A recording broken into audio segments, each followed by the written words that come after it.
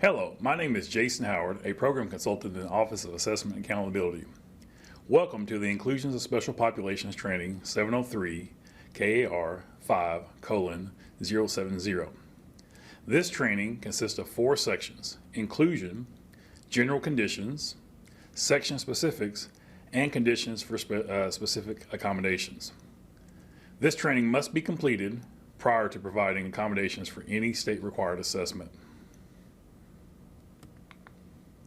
So the first part represents inclusion. Inclusion means to do just as it sounds, to include.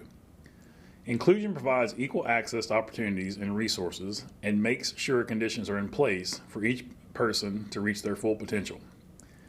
In this part of the training, we will look at students who are included in state assessments, those who are not, and the definitions of accommodations. The last area we will dive into are the 3 options for participation in a state assessment. So, the first thing I want to direct your attention to on this slide is the arrow at the top of the page. The arrow reflects the location this information is found in the actual regulation document. Even though this training provides an in-depth look at all parts of this Inclusion of Special Populations regulation, it does not give every detail like the actual regulation. If you need to know more, go to the regulation and look for the page numbers shared throughout this training. There are 6 sections covered in this regulation. Every section represents a different student group and the services they are eligible to receive under specific conditions. These sections represented include students with individual programs or IEPs, students as English learners or program service plans, students with 504 plans or temporary medical conditions, students in alternate programs and state agency children, students receiving instructions in home hospital settings, and then students in the Kentucky Alternate Assessment Program. Now that we've talked about who is included, who is admitted? So the Inclusion of Special Populations regulation applies to all students except those students who are 21 years of age or older and are part-time students with less than 6 hours per day, or students enrolled in the Adult General Education Diploma Program or GED, and not officially enrolled in a Kentucky public high school. So now we look at what are the definitions of accommodations. So accommodations are intended to provide support for students during instruction to access and learn content as well as demonstrate content achievement during assessments. Accommodations do not reduce learning expectations and are not intended to be a substitute for specific instruction. Accommodations should be individualized and specifically designed to aid the students as the student learns. Now, what are the options for inclusion in state assessment? So there are really 3. So there's no accommodations. These would be students that do not receive any accommodations at the time of testing. This would be with accommodations. So these are students that meet the eligibility criteria for 1 or more disability categories and have a current individual education program or IEP. They have a current program services plan or a PSP, or they have a current 504 plan. And then the last way to be included for state assessment would be the alternate assessment. So this is when the ARC determines and verifies that the student meets all criteria for the alternate assessment program. They document in the student's record the basis for the decision, and they review annually decision and adjust as needed. So now we're going to look at some allegation and prevention best practices. So these are new slides that are added to this training to help prevent or at least reduce the number of allegations that happen during testing. So the first one is always make sure a student receiving accommodations has a working plan, an IEP, 504, PSP in place and is used routinely during instruction before providing on a state assessment. The second one is make sure all plans are current and that they are locked in Infinite Campus when we do our data pool. So it's very important that a plan is locked. Any roster build via Infinite Campus may not pull if a student has an unlocked plan. And so now we're going to do our first check for understanding. So there are 7 of these throughout this training. The first one is all special education or all special populations are included in the state required assessment and accountability programs. Is this true or false?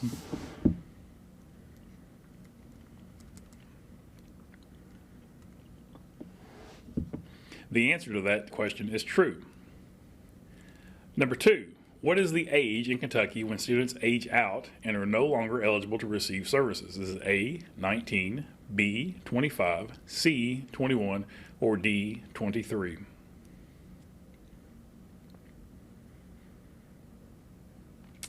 In the state of Kentucky, the answer to that one is C. It is 21 years of age or older. Number 3, there is a significant difference between an accommodation and a modification. Is this true or false?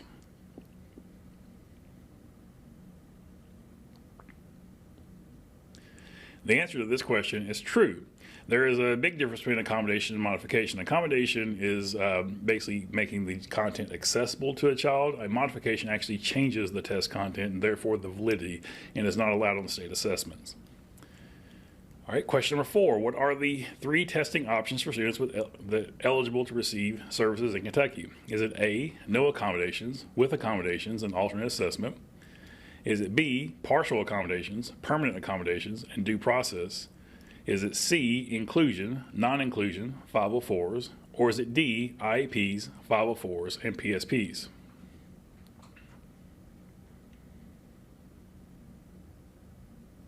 The answer to this question is A, no accommodations, with accommodations, and alternate assessment. And lastly, question number 5, if a state assessment is modified, it can change the intent of the assessment item and invalidate test questions. Is this true or false?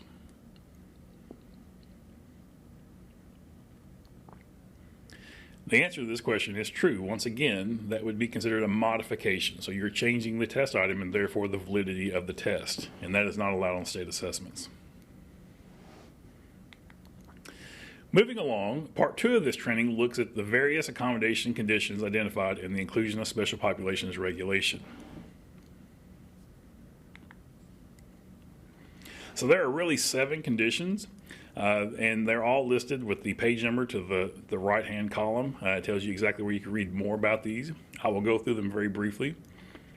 So the conditions for accommodations is that, number 1, it's used routinely during instruction, that they are transitional strategies and faded over time if possible, that they cannot impact content validity. Remember, modifications are not allowed. Anything that changes the test question or test items, not allowed.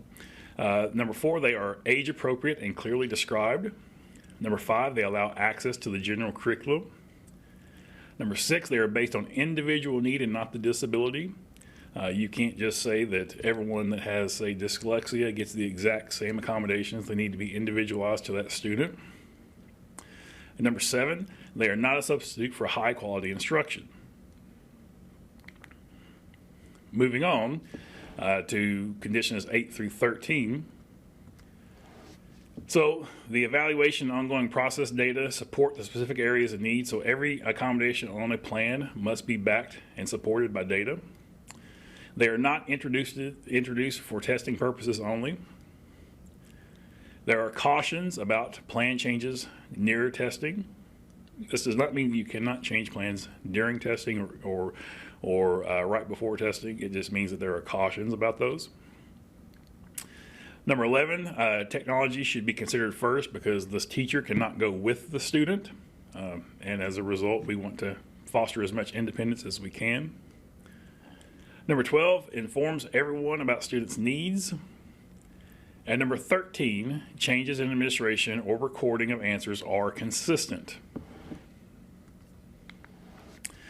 So now we move on to our next allegation of best practice. So the first one is when changing a plan near the time of testing, make sure it is documented well in the conference summary and you have data supporting the need for that change. Anytime a change is made to a student plan, all parties involved need to be made aware of that change.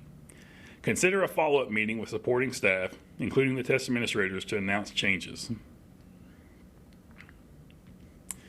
Now we're on to check for understanding number 2. Just like last time, I will read the questions, give a brief pause in case you want to pause this video and discuss amongst your faculty, and then I will give the answer. So the first one, the notes to the slides in this training contain clarifying information. Where could you find a detailed breakdown of each condition for Part 2 of the Inclusion of Special Populations training? Is it A, Regulation 5:070, page 49? Is it B, the notes on slides 11 and 12? Is it C, Appendix P, or is it D, both A and C?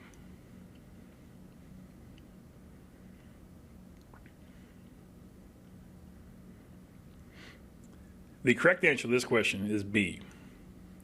Number 2, a student's plan should never be changed near or during a testing window. Is this true or false?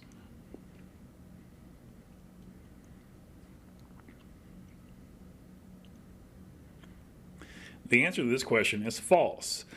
Sometimes plans do change near testing, and sometimes they should change during or even before testing. And this should be supported by data and thoroughly detailed in the conference summary. Number 3, an educational plan, IEP, 504, or PSP should always be based on a need and not a disability. Is this true or false?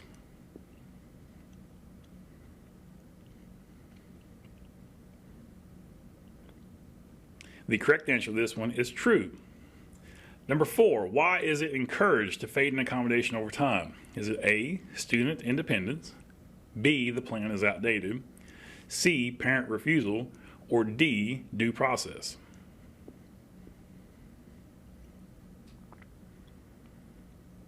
The answer to this one is A, student independence.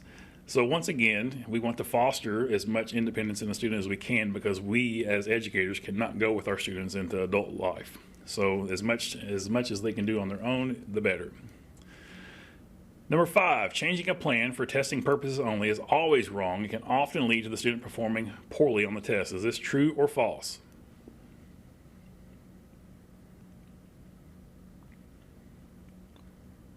The correct answer to this is true. All right, so moving on to part 3 of the Inclusion of Special Populations training takes a more in-depth look at each section presented in this regulation. So section 1, students with IEPs, this can be found on pages 8 through 13. So students with IEPs, when appropriate, student involved in the determining accommodations is recommended. Instructional strategies and specifically designed instruction should support students when accommodations are being faded. And individuals providing accommodations must be trained appropriately.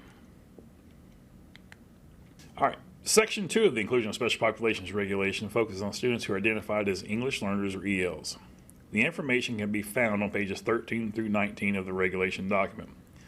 Now, students who enter school and have English as a second language will be administered the home language survey as the first part of the screening process.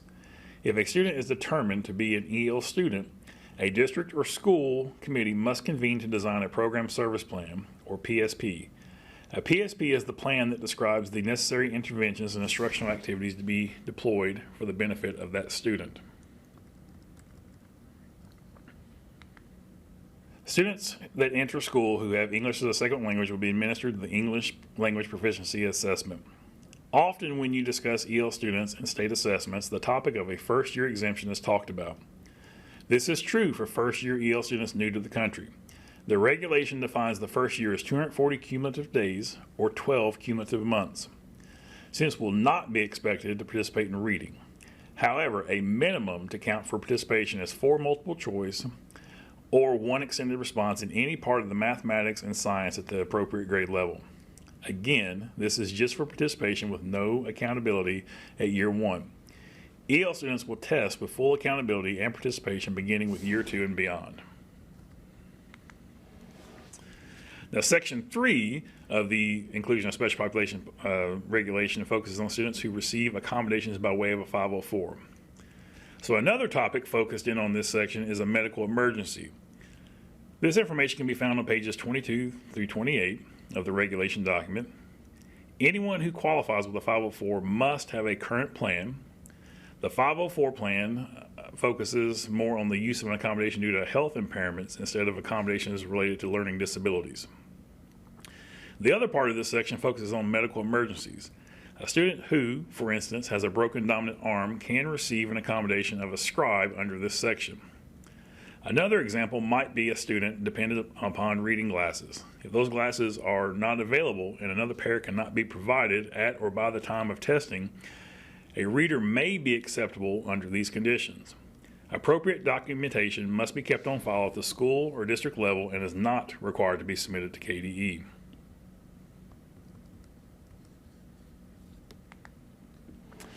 Section 4 of the Inclusion of Special Populations Regulation focuses on students who receive services through an alternative program. Now, this section also talks about the requirements of state agency children.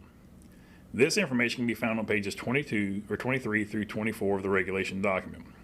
As noted at the beginning of this training, the expectation is that all students enrolled in a Kentucky public school are expected to test unless they apply for and receive a medical non-participation. Now, this also applies for students who are in an alternative program or setting. This does not always mean an alternative school for behavior situations, which those would also apply here. Alternative programs are considered non-A1A or non-accountable programs. A student is placed at that location to receive a service not afforded to them at their school or district of accountability. The school or district of accountability is where they would be enrolled if they were not in need of that service. Kentucky School for the Deaf and Kentucky School for the Blind are programs that provide services to students who would not be able to receive those same services at their school of accountability. So state agency children, or students who have been ordered or placed by the courts, are also expected to complete all state assessments unless an approved non-participation would apply. Now, Section 5 talks about students receiving instruction in home hospital settings. So school personnel must determine how a student will participate fully as a medical non-participant, or a student taking the alternate assessment can also test in the home hospital setting. So homebound students or students placed in a hospital setting are also expected to participate in state assessments unless a medical circumstance prevents them from doing so. Many students who receive services in a home or hospital setting may be considered medically fragile and approved for a non-participation. Students who test in the home hospital environments must follow the same testing guidelines as applied to both students and test administrators. Test administrators who administer tests off-site or not at the School of Accountability must follow the requirements set forth in both the Administration Code and the Inclusion of Special Populations Regulation. Read the specific test instructions for accommodations and guidelines. Section 6 of the Inclusion of Special Populations Regulation focuses on students who participate in the Kentucky Alternate Assessment. Now, this information can be found on pages 24 through 29 of the regulation document. Students who qualify for the Kentucky Alternate Assessment are not able to access the general curriculum in the same manner as their peers, even with access to the majority of all accommodations we provide. Now, this does not mean alternate assessment students are not allowed to have certain accommodations, or their accommodations are different. It just means the way the content or curriculum is provided to them may be different than students completing the general assessment. Students participating in the Kentucky Alternate Assessment are expected to follow the same guidelines for use of accommodations. However, there are a couple instances that are shared in this training that would not be appropriate for students taking the regular assessment. Students are permitted to have a reader on both the regular and alternate assessments. However, the ability to reread is where the difference would apply. On the regular assessment, a student must request a reread. If a test administrator for the alternate assessment found the student to be unengaged or distracted, they could reread to the student based on their observation. Another example can be found on slides 31 and 32 when we start talking about manipulatives. In order to participate in the Kentucky Alternate Assessment, the ARC or IEP team must place the student based on the participation guidelines established by the Kentucky Department of Education. A student may not qualify unless the ARC or IEP can answer yes to all parts of the Kentucky Alternate Assessment participation guidelines. If a no is determined at any time, then the student would not qualify for participation. A direct link to these participation guidelines can be found in the notes section of this slide. And now we move on to our next allegation and best practices. So first, anyone who will provide accommodations on a state assessment must complete both the Administration Code 703 KR 5:080 and the Inclusion of Special Populations 703 KR 5:070 before administering any state test. And secondly, students may refuse accommodations at any time. Once the student refuses the accommodation, the proctor must only start again if asked to do so by the student. Documentation is key if this does occur. All right, so we're going to start with check for understanding number 3. Once again, I will pause after I read the question, and then I will come back and give the answer. So once a student reaches an age where they understand their plan and its development, it is important for them to participate because A, the student will not care, B, the student should understand, have a say in their plan, C, by law, students must participate, or D, the plan will expire.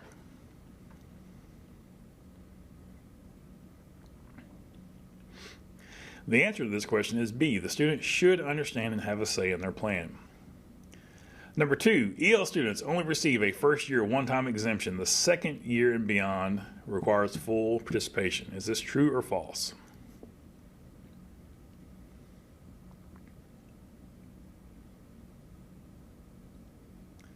The answer to this question is true. Remember, EL students only get that first-year exemption, or 240 days.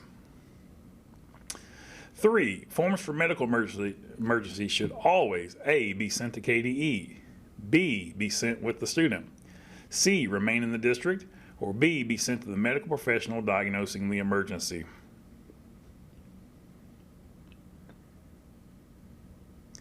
The answer to this question is C. They must remain in the district. 4, state agency children and students in a hospital setting are expected to take the state assessment unless an approved non-participation has been granted. Is this true or false?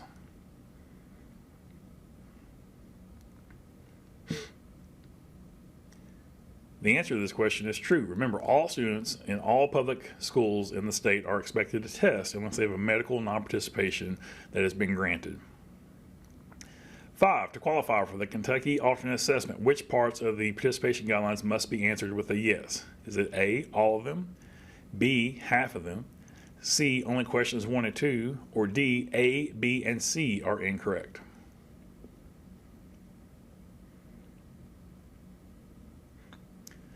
The answer to this one is A, or all. Remember, all questions must be answered yes in order for the Kentucky alternate assessment to be administered to a student. With that concludes my portion of this training. I will now kick it over to my colleague, Devin Avery, who will take over the second half of this training. Thanks. Thank you, Jason. Now we will switch gears and talk about how the testing environment can impact the way an accommodation is provided. With a rapid move to online testing, this is something that must be covered. The important takeaway is that the rules and regulations that govern accommodations do not change. A scribe still can only record what the student instructs the scribe to write. A reader still can only read the words as written on the test. Nothing changes in what accommodators and accommodations may do or provide. What changes is the medium in which the students and accommodators are interacting with the test. Some of the accommodations which may look a little different are scribe, human reader, stop the clock, calculator, dictionary and thesaurus, and assistive technology. This is not an exhaustive list. To know exactly how these accommodations can be provided on a specific test, it is imperative to read the documentation for the test being proctored.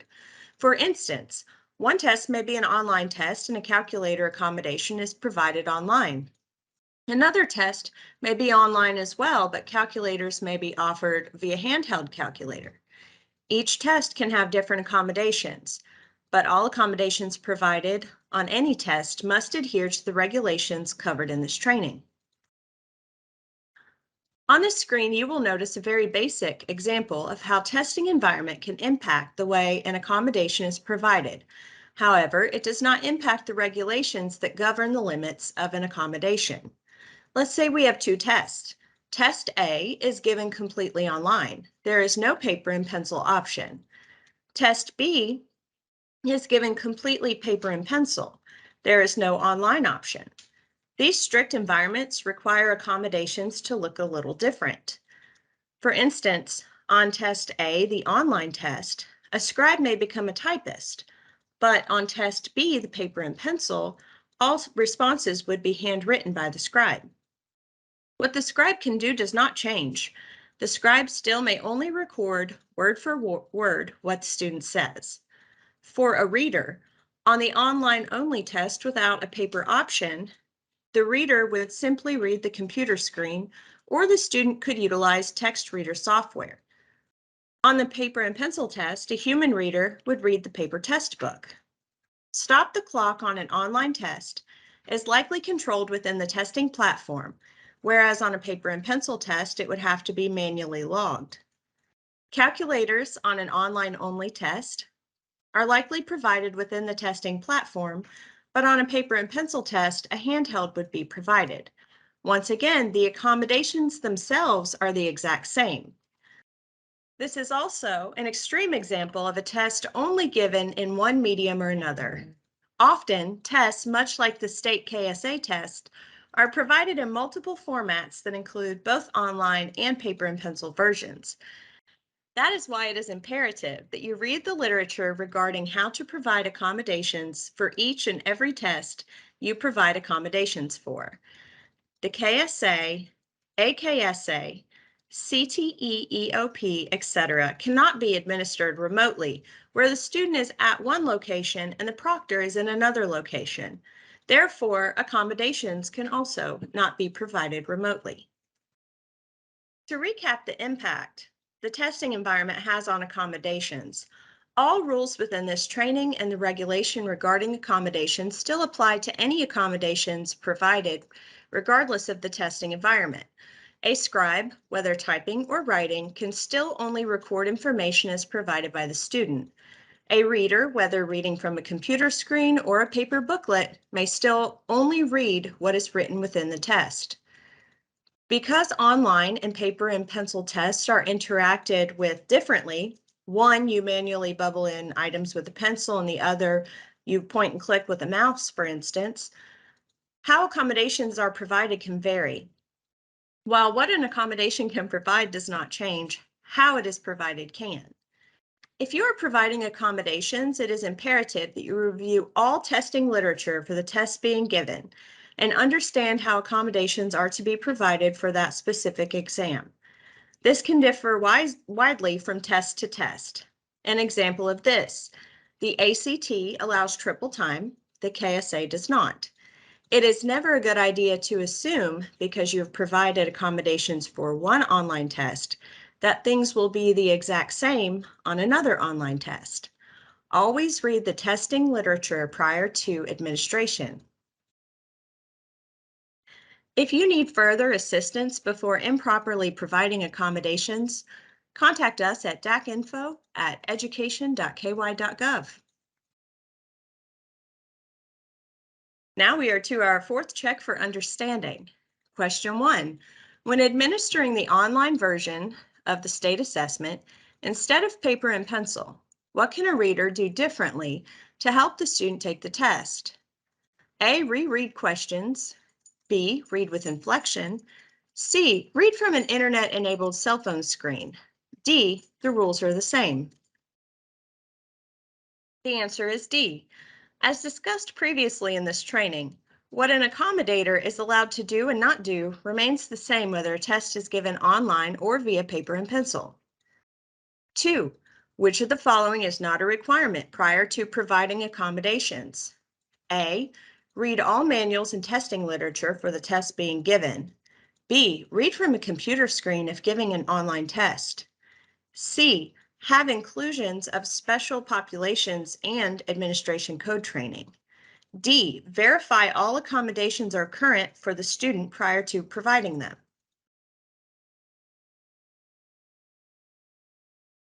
The answer is B. While this may be appropriate for students that have a human reader accommodation, this is not a requirement for administering state tests. Question 3. If a test administrator has given one online state test earlier in the school year, do they already understand how to provide accommodations for another online state test later in the school year? True or false? The answer is false. While what an accommodation can do remains the same from test to test, for instance, a reader may never provide answers to questions regardless of the test or testing format, how the accommodation is provided must be compatible with the testing platform. So while the role of a reader or scribe remains unchanged, how those accommodations are provided can differ from test to test. Always read the literature for the specific test you are providing accommodations for.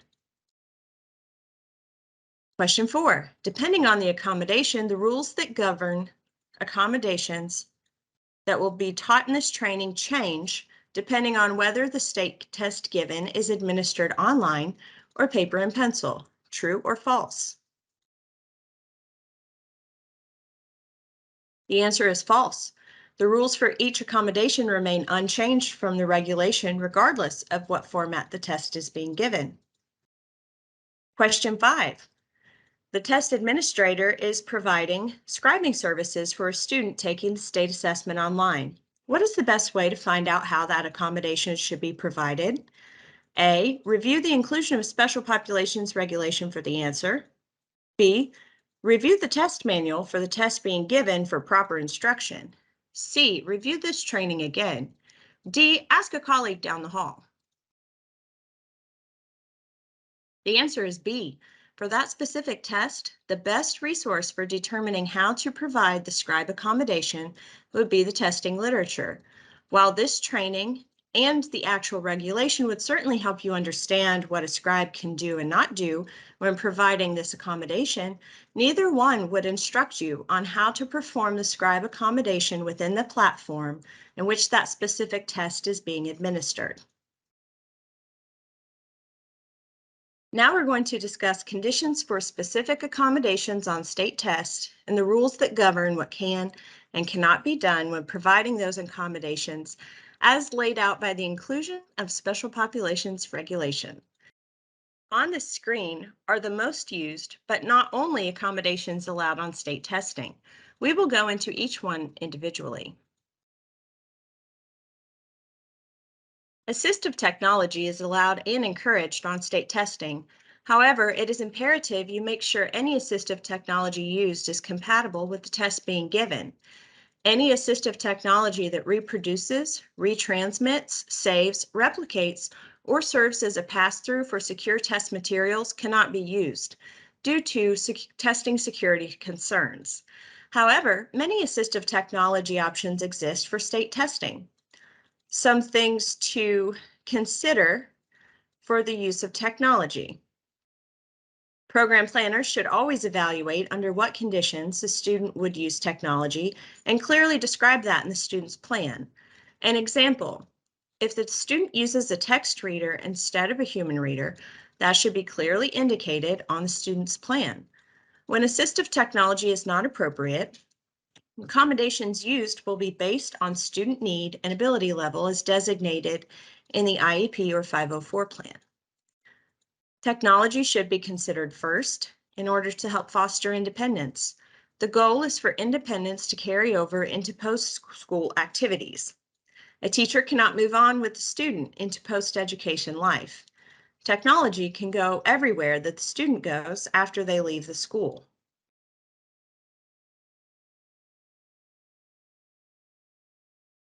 Manipulatives are allowed on state-required content assessments, but are required to be a one-to-one testing environment due to the individualized aspect of the accommodation. The rules for manipulatives as laid out by the inclusions regulation are as follows. The card shall not contain any written text or labels for the students not taking alternate assessment. This can serve to help organize the student's thoughts. Students with visual impairments may enlarge the 3x5 card to make the card usable. Manipulative placement during assessment should be consistent with where the placement is during instruction. The student has to choose which one they want to use and when they want to use it. Alternate assessment students can have writing and labels on their note card as long as it is not content. Once developed, visually impaired students can increase their 3x5 note card to a size they can read. Students should have access to every manipulative included on their student plan, whether it will be used or not.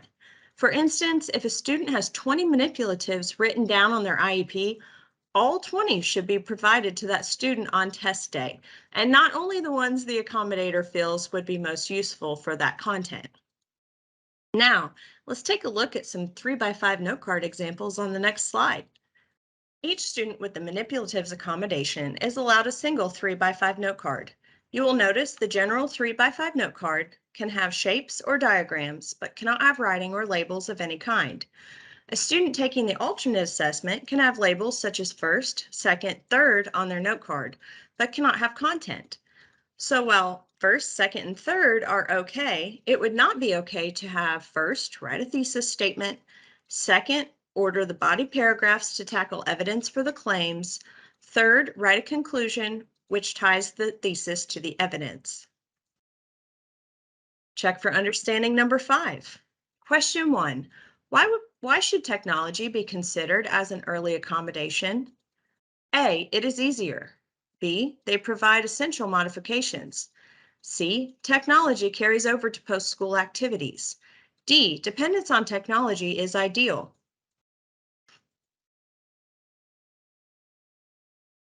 The answer is C. Technology helps foster independence and can carry over to post-school activities for the child once they exit the public education system. Question 2. A student is familiar with two forms of reading accommodations: the classroom teacher reading to him and using a text reader. What is one important reason the text reader might be considered the first option? A. Text readers provide necessary modifications. B. The teacher cannot go with the student after they graduate. Text readers can. C. The teacher cannot read as fluently or accurately as a text reader. D. Text readers foster dependence. The answer is B. The goal of using technology to provide accommodations is to help foster independence. Once that student enters adult life, the teacher will not be there to read for them. Knowing how to use a screen reader, however, will allow the student to have those services even as an adult. 3. Manipulatives should be a one-to-one accommodation because they are unique to each student. True or false? The answer is A. True. Any accommodation which is unique to a student should be given in a one-to-one environment. This includes the use of manipulatives. Question 4. Manipulatives should be placed where in the testing room? A. The student's desk. B. A separate room. C. A central location away from the student's desk that the student may get up and access during a test. D. On a computer or electronic device.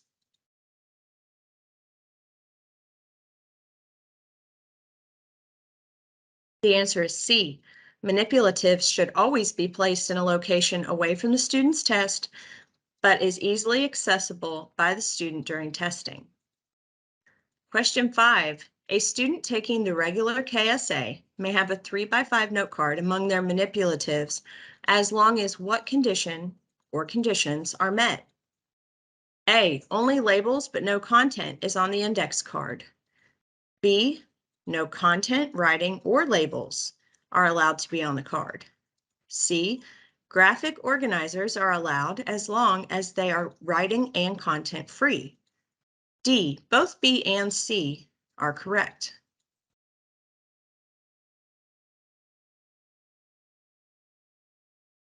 The answer is D. For a student taking the general assessment, their 3x5 note card may not have any writing, content, or labels of any kind on them.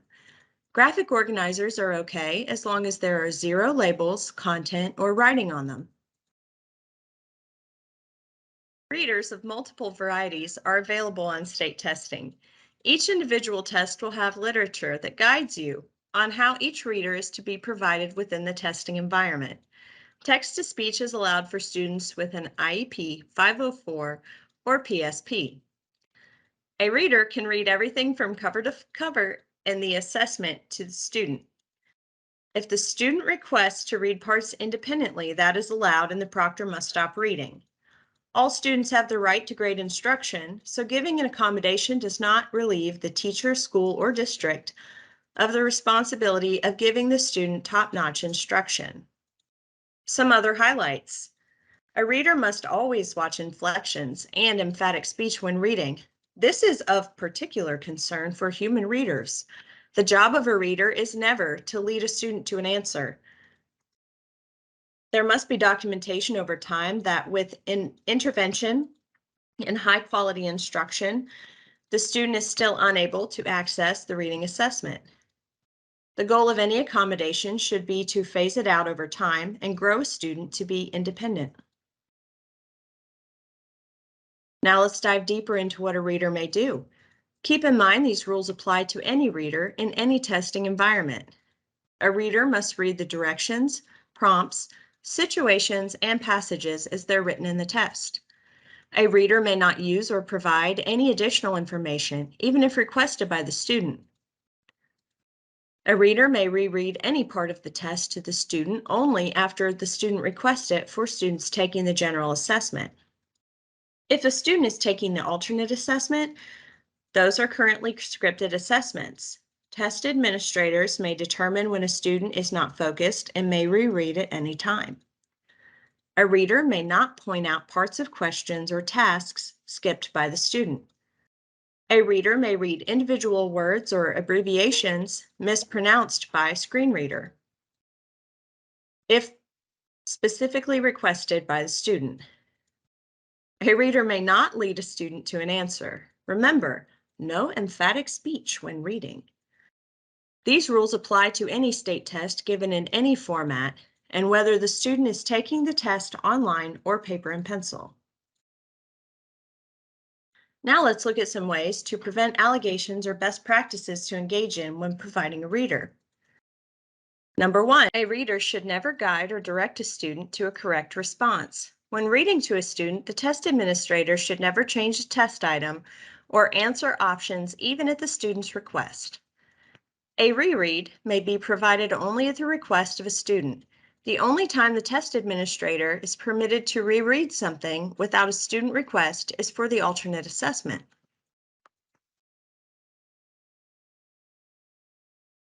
Now let's discuss what a scribe may do. Keep in mind, these rules apply to any scribe in any testing environment. A student cannot be given a scribe just because his or her handwriting is poor or because they write slowly. There must be documentation of the disability's impact on the student's writing, showing he or she is performing significantly and consistently below same-age peers. A scribe merely writes what the student says. The student must remain the sole creator and editor at all times.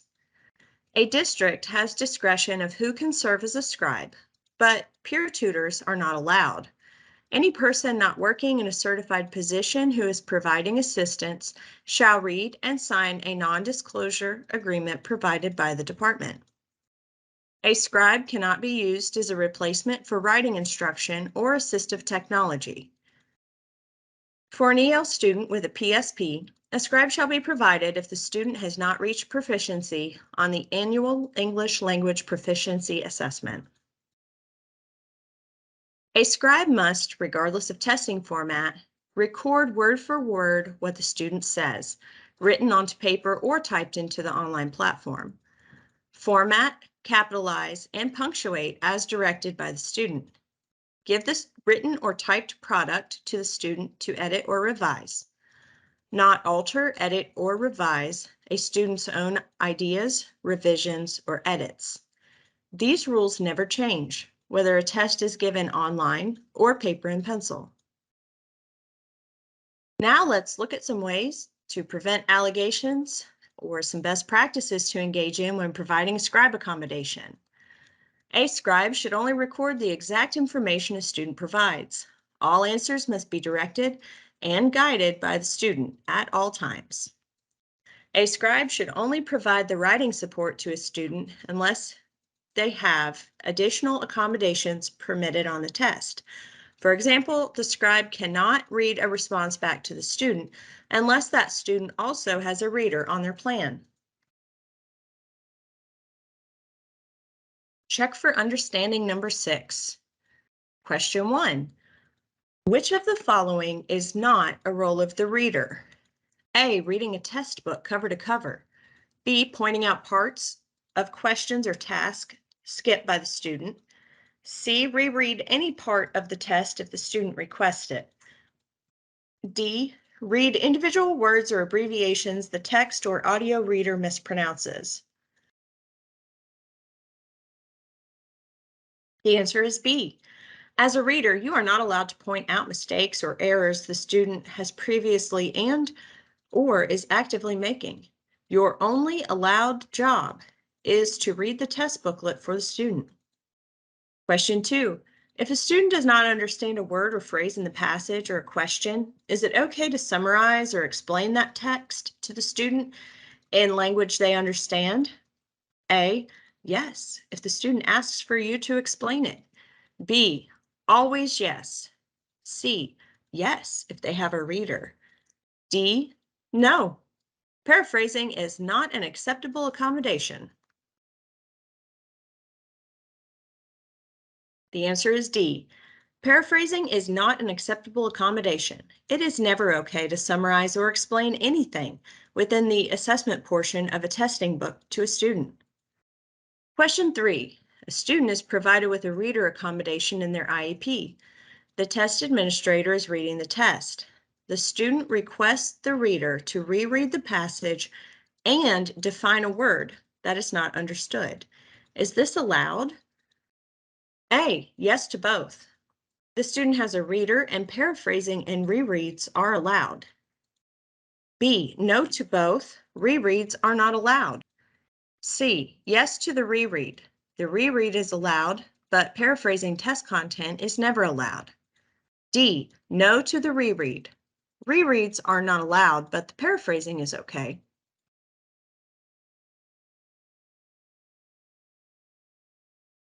The answer is C. The student is allowed to request a reread, and that may be fulfilled. However, test content, even with a paraphrasing accommodation, may not be defined, summarized, or changed under any circumstances. Question 4. Who cannot serve as the scribe, even if they have received the inclusion of special populations training? A, special ed teacher, B, peer tutor, C, substitute teacher, D, counselor. The answer is B. The regulation specifically bars peer tutors from being a scribe. Question 5. Which of the following must a scribe do to ensure they prevent an allegation? A, record only the exact information a student provides in the answer box. B, reread the answer the student provided and require the student to provide all edits to the answer. C, never read the answer back to the student under any circumstances. D, correct all mistakes within the written answer for the student.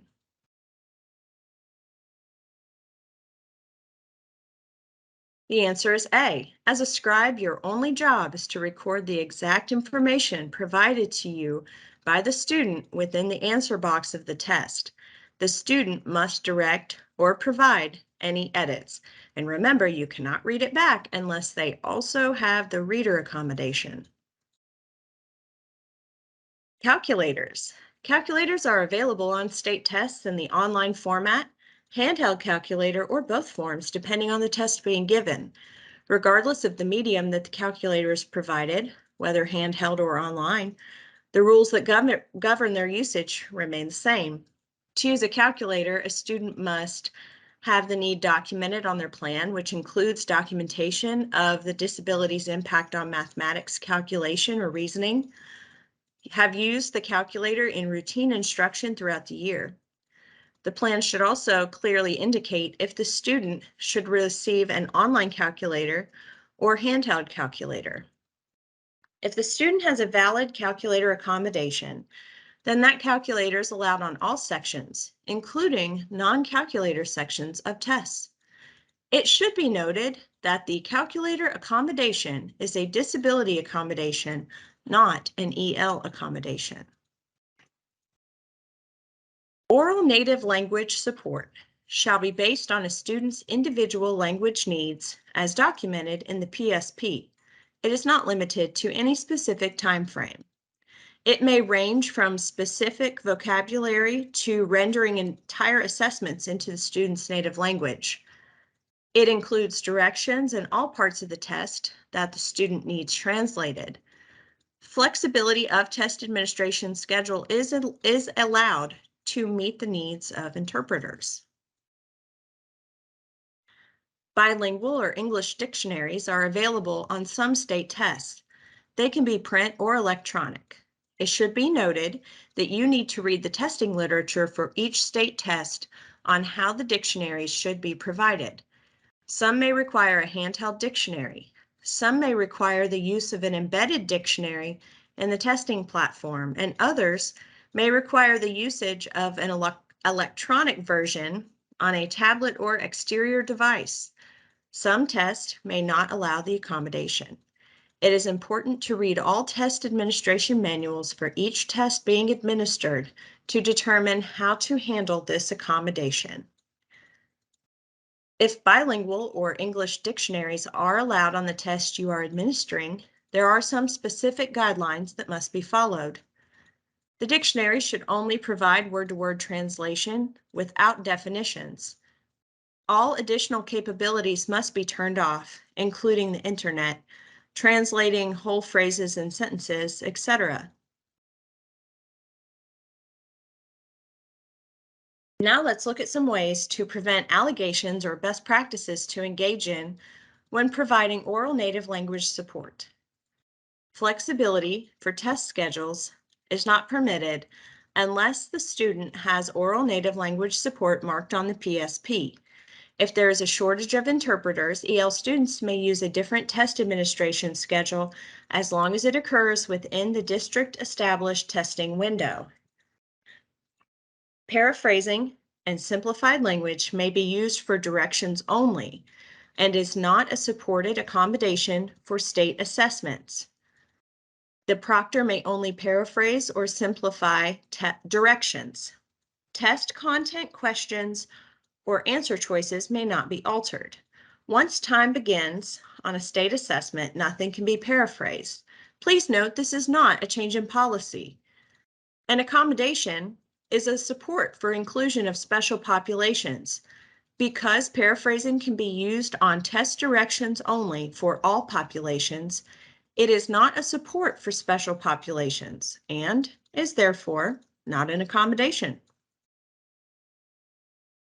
Extended time.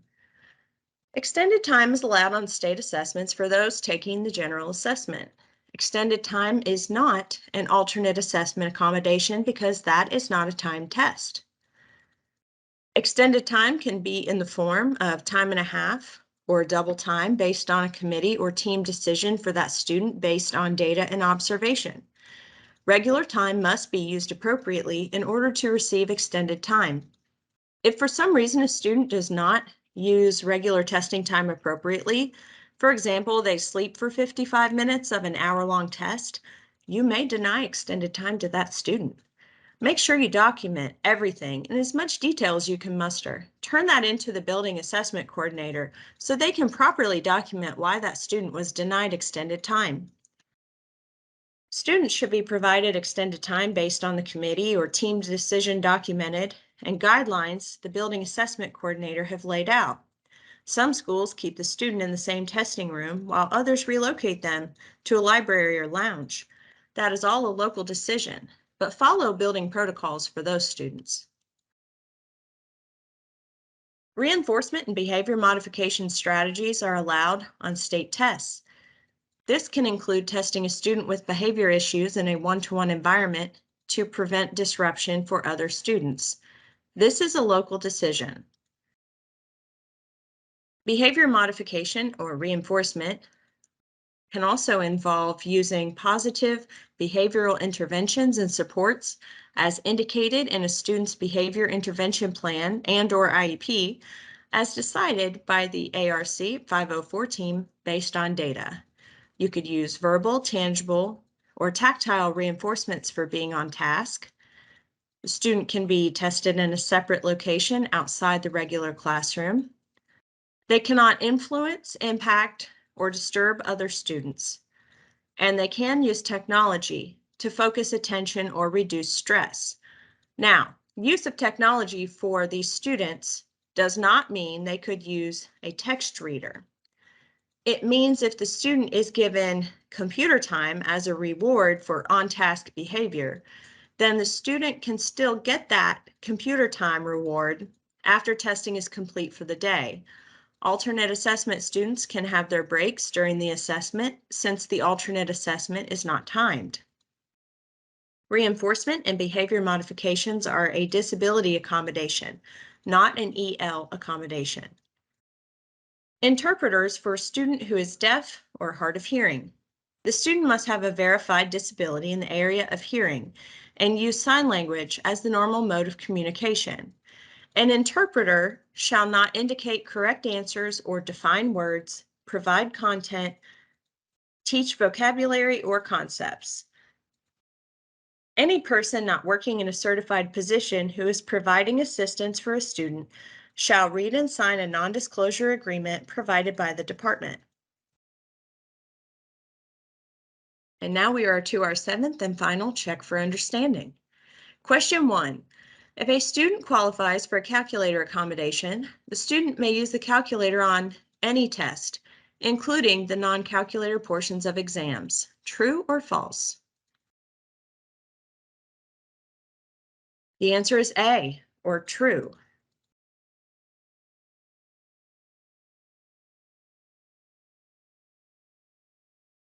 Question 1. If a student qualifies for a calculator accommodation, the student may use the calculator on any test, including the non-calculator portions of exams. True or false? The answer is true. If a student qualifies for the calculator accommodation, they are permitted to use the calculator on any test, whether that test allows the use of a calculator or not. Question 2. Paraphrasing and simplified language are not permissible accommodations for the content portions of state assessments. True or false? True. Paraphrasing and simplified language are not accommodations for special populations for state assessments. They can be used for all students for the directions only. Question 3. Which of the following is not true about the usage of bilingual dictionaries? A, they must be printed. B, they should only provide word-to-word translations without definitions. C, they may be electronic. D, internet or any additional capabilities must be turned off. The answer is A. This is a tricky question because bilingual dictionaries may be printed copies. However, they do not have to be. Electronic copies are allowed as well.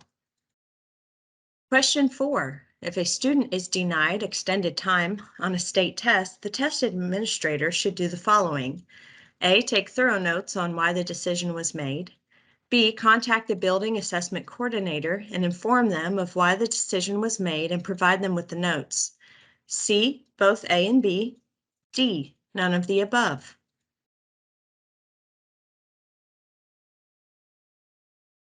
The answer is C. If a student is denied extended time on a state test, the test administrator should take thorough notes on why that decision was made and provide those notes and notification as soon as possible to the building assessment coordinator for proper documentation. Question 5. A student has behavior modifications on his or her IEP and routinely disrupts normal classroom instruction.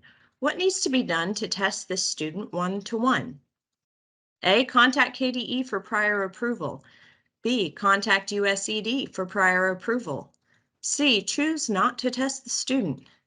D, follow district procedures. KDE will leave this decision to local school systems.